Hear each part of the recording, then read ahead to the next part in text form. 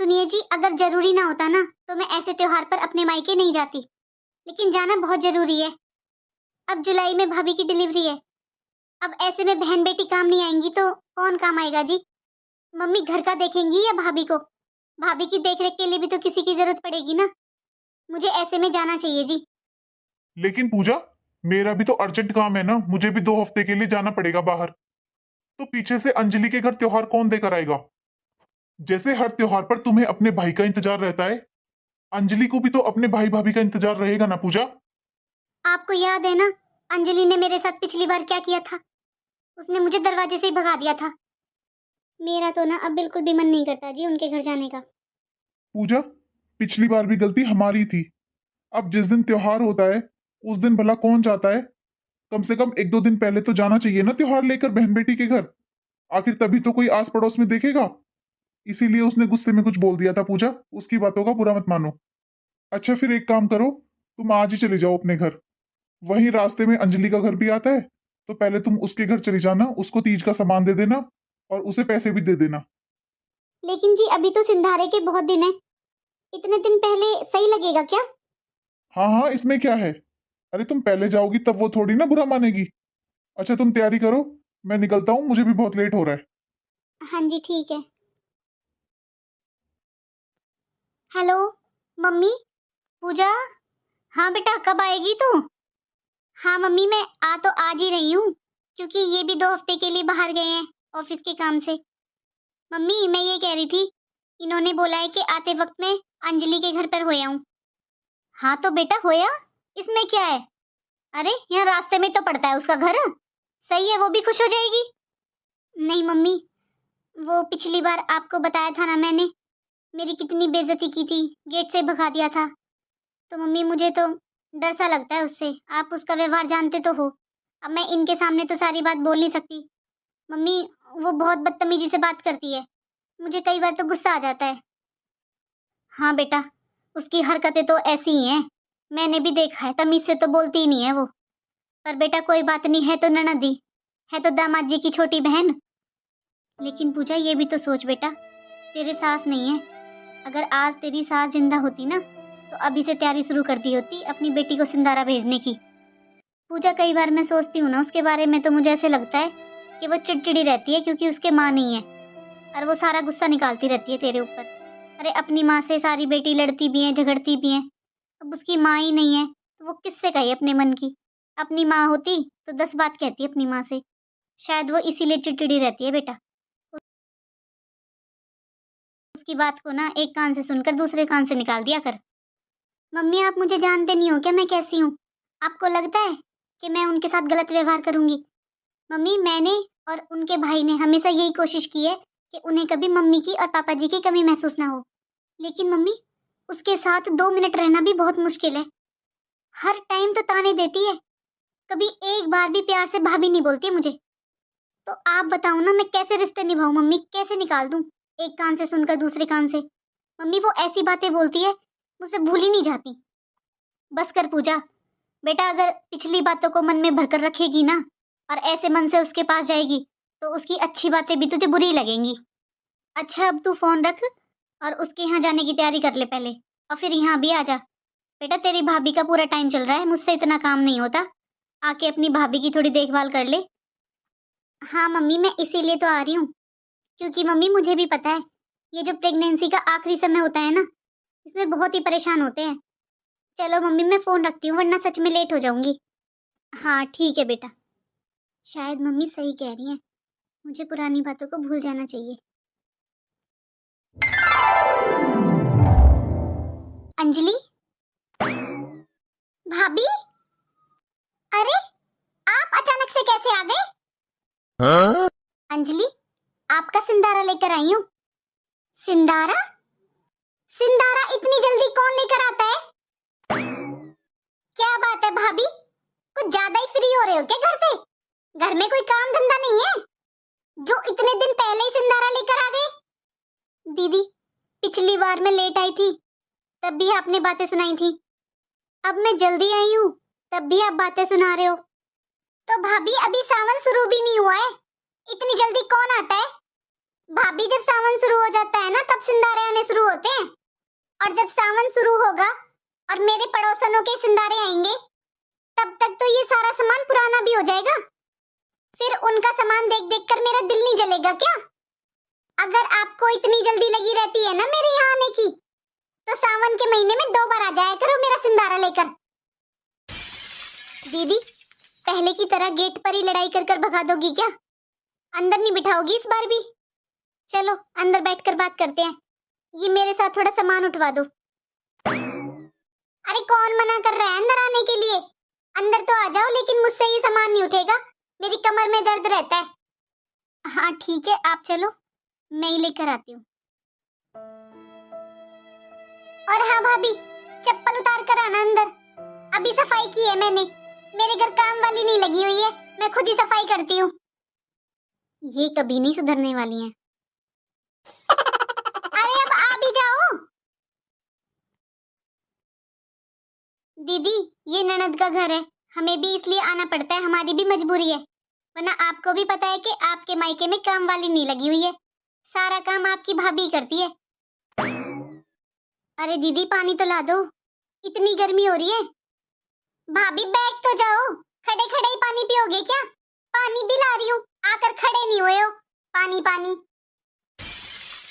ये नहीं सुधरने वाली कभी भी। इनके भैया खुद तो बच जाते हैं, मुझे भेज देते हैं यहाँ पर बेइज्जती करवाने के लिए। अरे किसको गुस्सा नहीं आएगा ऐसे बर्ताव पर? काश आज अगर मम्मी जी जिंदा होती तो शायद वही समझाती ही नहीं क्या गलत है और क्या सही।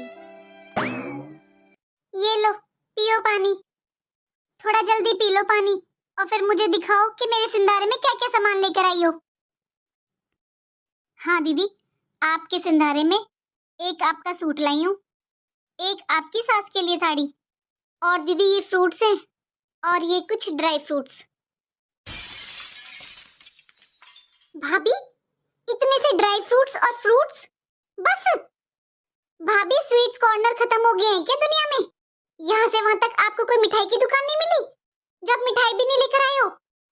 सिंधारे में क्या बस ये फल फ्रूट और ये ड्राई फ्रूट्स होते हैं? वो भी इसमें कितने ड्राई फ्रूट है ये? 1-1 किलो भी नहीं लेकर आई हो। 4 काजू 4 बादाम रखे हैं।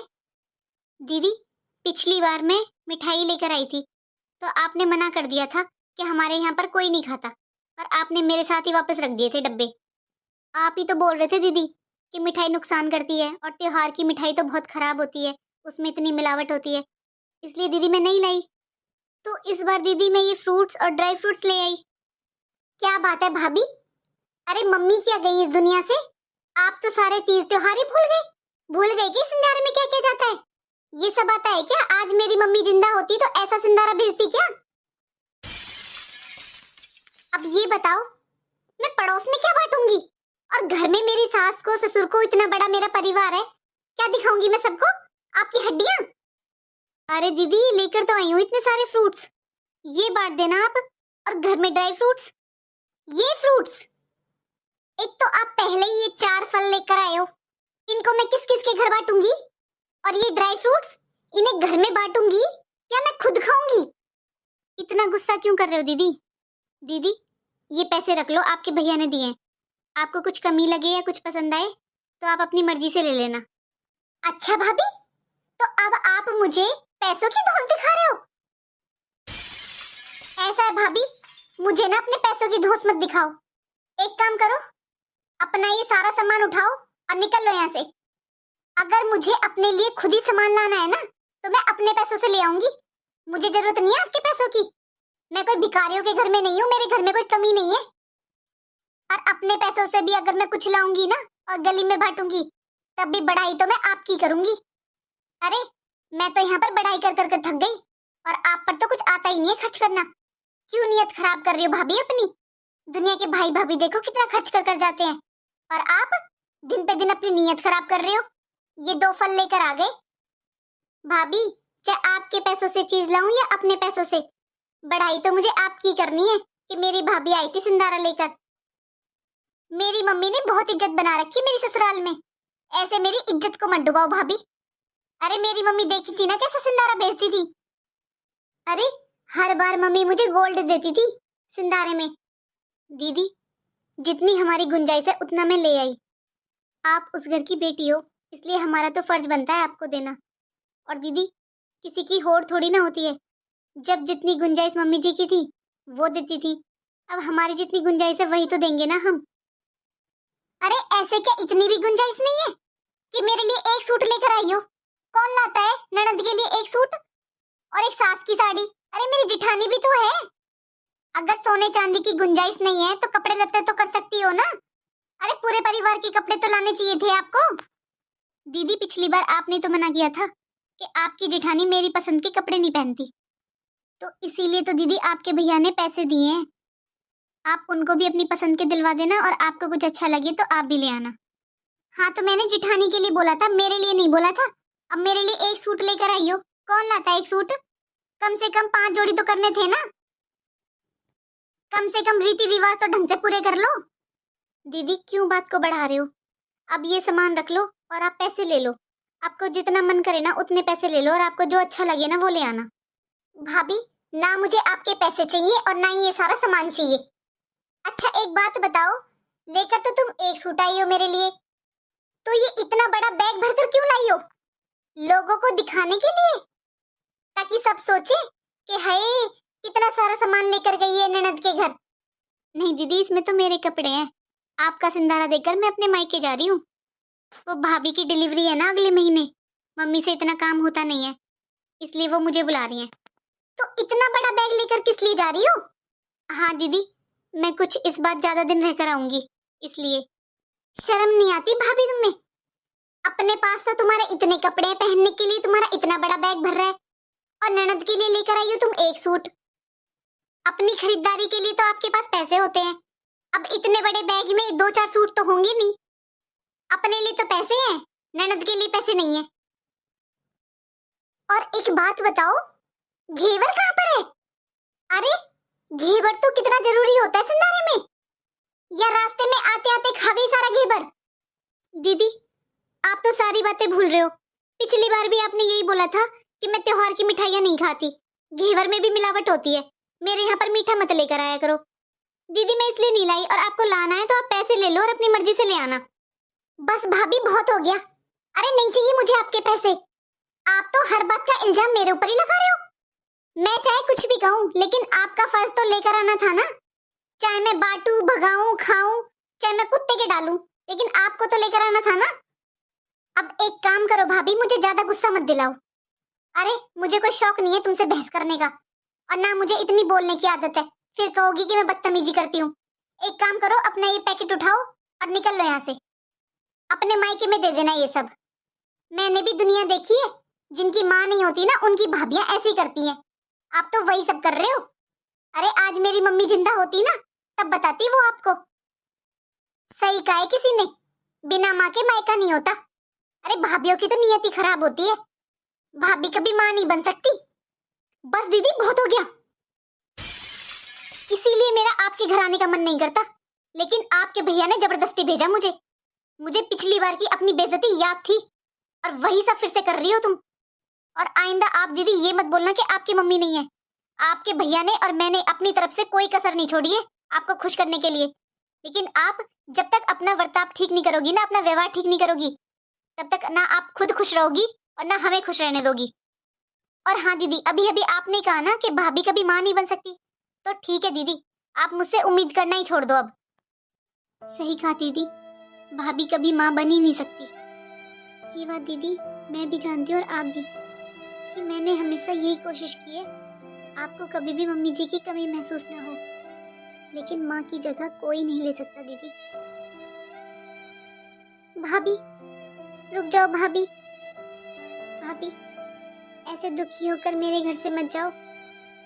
मुझे पता है भाभी, आपने कभी भी अपनी किसी भी जिम्मेदारी से मुंह नहीं मोड़ा, और जैसा मैं व्यवहार करती हूँ ना भाभी, सच में बहुत बुरा व्यवहार करती हूँ मैं आपके साथ। मैं जानती हूँ ये बात भाभी, लेकिन मैं क्या करूँ भाभी, जब से मम्मी खत्म हुई है ना, तो हर कोई मुझसे यही कहता है कि माँ के बिना मायका नहीं होता, भाभी कभी माँ नहीं बन सकती। भाभी सब बोलते हैं कि जब मायके में माँ नहीं होती है ना, तो भाई भाभी कोई तीज त्योहार नहीं भेजते हैं। अगर मायके में सीधा बनकर रहोगे ना तो भाई भाभी घर में घुसने भी नहीं देंगे। बस इसीलिए भाभी मैं हर टाइम आप पर गुस्सा करती रहती हूँ, आपको डराने की कोशिश करती हूँ और आपको याद दिलाती हूँ कि मैं भी उस घर की बेटी हूँ।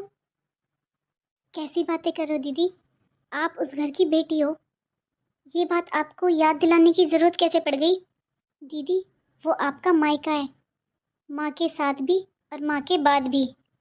और हाँ दीदी, ये ज़रूरी नहीं है कि हमेशा ननद ही खराब हो या हमेशा भाभी ही खराब हो। दीदी रिश्तों पर व्यवहार का भी फ़र्क पड़ता है।